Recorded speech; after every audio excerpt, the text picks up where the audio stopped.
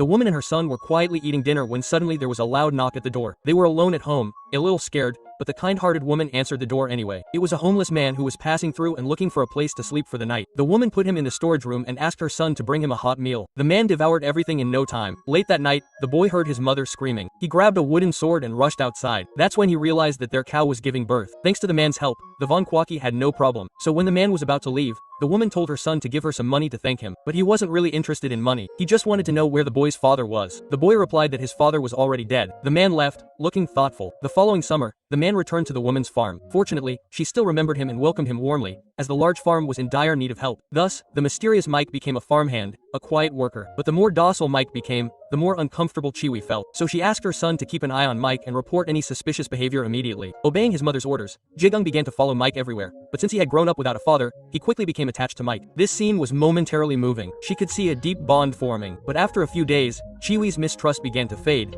as she felt a sense of security around Mike that she hadn't felt in years. That evening, Chiwi brought Mike some clean clothes and asked him about his past. She may have touched a nerve, because Mike replied coldly, "It's none of your business." The next morning, Monyan from the village came back to pick up Chiwi. He had been harassing her since her husband's death. If it hadn't been for Mike's arrival, Monyan might have succeeded after Monyan left. He came back with 2 friends to teach Mike a lesson, but these guys were no match for Mike. They fell one after the other. Monyan ended up on his knees, begging that evening. Jigung brought Mike food, imitating his gestures with enthusiastic admiration. Later, Man suddenly appeared and insisted on taking Mike out for a drink. Mike said he was too tired, so Man had his guys bring food and drinks. No matter what, he wanted to toast together. After the fight, they quickly became friends as they often did. While Mike was cutting the grass, Jigung ran in to tell him that Chiwi had fallen into the mud. Since Mike couldn't go to town, the neighbors took him to the hospital. While Chiwi was recovering, Mike took on all the work on the farm single-handedly. Even Manon and his brothers came with their tractor to help. They cut the grass, stacked the hay, and filled the farm with laughter and friendship.